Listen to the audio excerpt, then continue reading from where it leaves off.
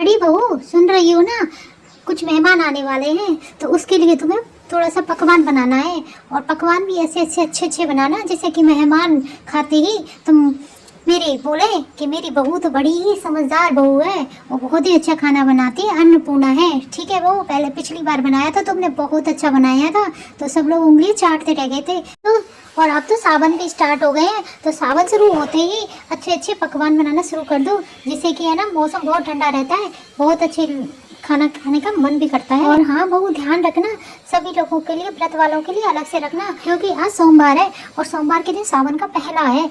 माँ जी तुम बिल्कुल भी परेशान ना हो, मैं बहुत ही स्वादिष्ट खाना बनाऊंगी, वो भी पहले की तरह। और मैं उन लोगों का भी ध्यान रखूंगी जिनका व्रत है। मुझे भी पता है आज सोमवार का व्रत है, आज सावन का पहला सोमवार है। माँ जी आप बिल्कुल भी चिंता न कीजिए, मैं आपकी नाक बिल्कुल नहीं कटने दूंगी। मैं बहुत समझदार हो गई हूँ अब पहले से भी। बड़ी बहू मुझे पता है बेटा, तू बिल्कुल खाना बिल्कुल बहुत अच्छा बनाएगी, मेरी नाक बिल्कुल भी नहीं कटने देगी, क्योंकि छोटी वाली तो कुछ भी काम नहीं करती है, उसको तो कुछ आता नहीं। माँ जी आज कम से कम बहुत सारे लोग हो जाएंगे, तो मैं अकेली थोड़ी परेशान हो जाऊंगी, तो आप देवरानी से बोल देना कि वो थोड़ी सी मेरे काम में मदद कर दे, जिससे कि मैं परेशान ना हूँ। और बहुत सारे बच्चे भी हैं। हाँ ठीक है बहू, मैं बोल दूंगी उसको, पर लेकिन महारानी मेरी बातों को सुन तो ले वो, पर मेरी बातों को इग्नोर ही कर देती है, कुछ समझ में ही नहीं आता, उसके तो पल्ले ही नहीं पड़ता। बड़ी आई वो शहरिया बहू, समझ में ही नहीं आता उसके गाँव की है कि शहर की है, कभी हिंदी बोलती है कभी अंग्रेजी बोलती है, उसकी बात तो मुझे पल्ले ही नहीं पड़ती बहू। सब घर घर का अलग मैटर रहता है, और वो पता नहीं कहाँ से आई है, ऐसी विदेशों से आई है कि गांव से आई है, उसकी तो वो ही जाने। तू समझ रही है ना बहू, तेरे ऊपर जिम्मेदारी है सब मेहमानों की, और तुझे ही देखना है खाने वाने का सब कुछ जो भी है, क्योंकि है ना अगर उसका ऊपर बोल दिया ना मैंने, वो कह दूंगी मैं उससे तेरी कुछ मदद कर दे, और लेकिन तू ध्यान रखना वो कुछ उल्टा सीधा ना कर दे तेरे काम के साथ। हाँ हाँ जी मम्मी जी, मुझे बिल्कुल याद है, मैं देवरानी जी को इस कामों से बिल्कुल दूर रखूंगी, मैं उनसे वही काम करवाऊंगी जो उनके लायक है, जो वो कर सकती हैं। मुझे पता है कि वो काम खराब कर देती है, और मैं आपकी नाक को बिल्कुल भी नहीं कटने दूंगी मेहमानों के आगे, आप बिल्कुल भी टेंशन ना लीजिए। मैं आपकी बड़ी बहू हूँ, मैं बहुत घर का ध्यान रखती हूँ। और माँ जी आप भी बिल्कुल टेंशन, आप जाके तैयार व्यार भी हो जाइए, क्योंकि मेहमान आ जाएंगे तो आपको देखना भी तो पड़ेगा ना, मुझे भी तो बहुत सारी तैयारी करनी है, तो मैं भी जाकर देखती हूँ कुछ ना कुछ कि क्या क्या बनाना है क्या क्या नहीं बनाना। और हाँ माँ जी मैं आपको एक बात याद दिला दूँ, ध्यान है शादी के बाद में नई नई आई थी मैं जब, तो आपने मुझसे कितना सारा काम करवाया था, लेकिन मुझे तब कुछ भी नहीं आता था, तो आपने ही तो मुझे सब कुछ सिखाया था ना उस टाइम पर। तो आप गुस्सा मत कीजिए, मैं तो आपको बता रही हूँ कि उस टाइम आपने मुझे बहुत। अरे बहू तू तो बिल्कुल मुझे सुनाने को बात कर रही है, ये भगवान ये देख। नहीं माँ जी ऐसा कुछ नहीं है, मैं आपको सुनाने के लिए नहीं बोल रही हूँ, मैं तो आपको ये बता रही हूँ। अरे अच्छा तू मुझे याद दिलाएगी तू कि तुझे काम कुछ भी नहीं आता था। अब देखो हे माँ हे भगवान, ये देखो बहू को कैसी अपनी देवरानी की तरह मेरे को सुनाई जा रही है। हैं वो छोटी तो छोटी, बड़ी बहू भी अब शुरू हो गई, मैंने तो खाना बनाने के लिए जो बोल दिया। नहीं माँ जी ऐसा कुछ नहीं है, अब मुझे काम करने में जोर नहीं आता है, क्योंकि पहले मुझे कुछ नहीं आता था, तो अब तो मेरे को सब कुछ आता है। पर तुम देवरानी जी को भी कह दिया करो कि थोड़े बहुत काम में मदद कर दिया करें, क्योंकि वो कुछ भी हाथ नहीं चलाती हैं, तो जिससे कि क्या है ना मेरा भी दिमाग ठनक जाता है कभी कभी उनको देखकर, क्योंकि है ना वो तो बैठी रहती हैं बहाना बना करके मुझे तो कुछ नहीं आता है।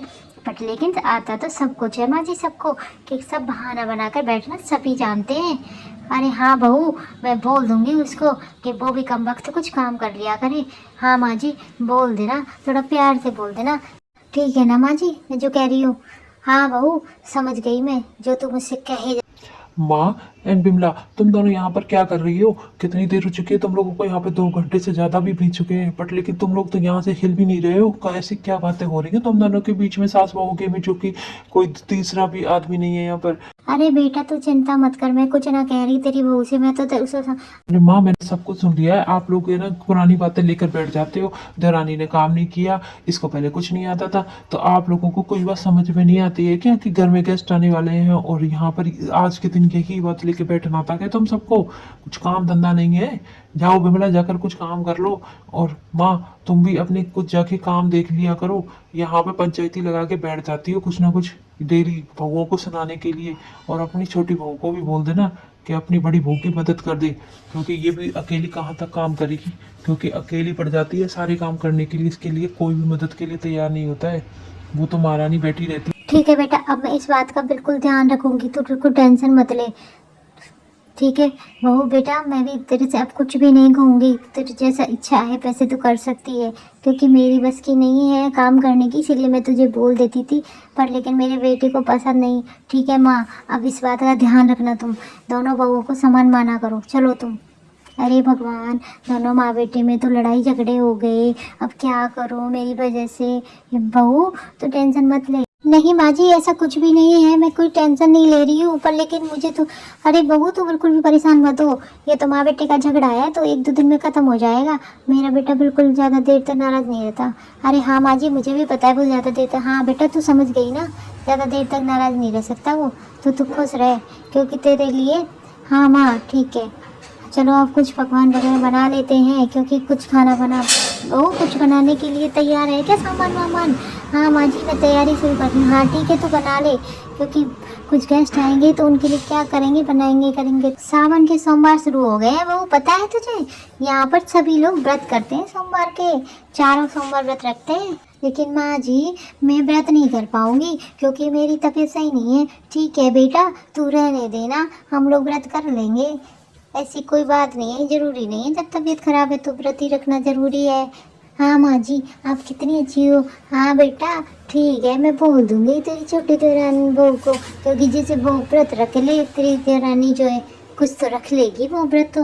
हाँ माँ जी, आप देख लेना, अगर वो रखे तो रख ले। बहू अब तुम जाओ जल्दी से और जाकर तैयार हो जाओ, मेहमान आने ही वाले हैं, क्योंकि बहुत देर हो चुकी है। ठीक है माँ जी, मैं भी जाती हूँ और तैयार हो जाती हूँ अच्छे से।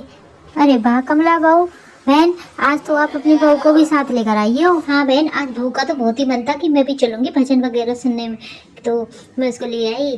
अच्छा किया ये तो तूने। हाँ माँ जी, मुझे भी आप सब लोगों से मिलने की बहुत इच्छा हो रही थी, तो मुझे भी भजन वगैरह आते हैं तो मैं इसीलिए आ गई। तो मुझे भी सुनना बहुत पसंद है ये सब चीज़। बहू रानी फिर हो जाए, सुना दो फिर एक सुंदर सा भजन। सावन चल रहे हैं जो कि भोले बाबा के सुंदर सुंदर भजन आते हैं। हाँ तो सभी मैंने शंकर भगवान की जय। भोले बाबा छुपे पाथर में, गौर शंकर पड़े जाकर में। भोले बाबा छुपे पाथर में, गौर मैया पड़ी जाकर में। कभी पर्वत गई कभी महल हो गए, कभी पर्वत गई कहीं महल हो गई, मिले न भोले बाबा, गौर मैया पड़ी जाकर में। भोले बाबा छुपे पत्थर में, गौर मैया पड़ी जाकर में। कभी काशी गई कभी हरिद्वार गई, कभी काशी गई कभी हरिद्वार गई,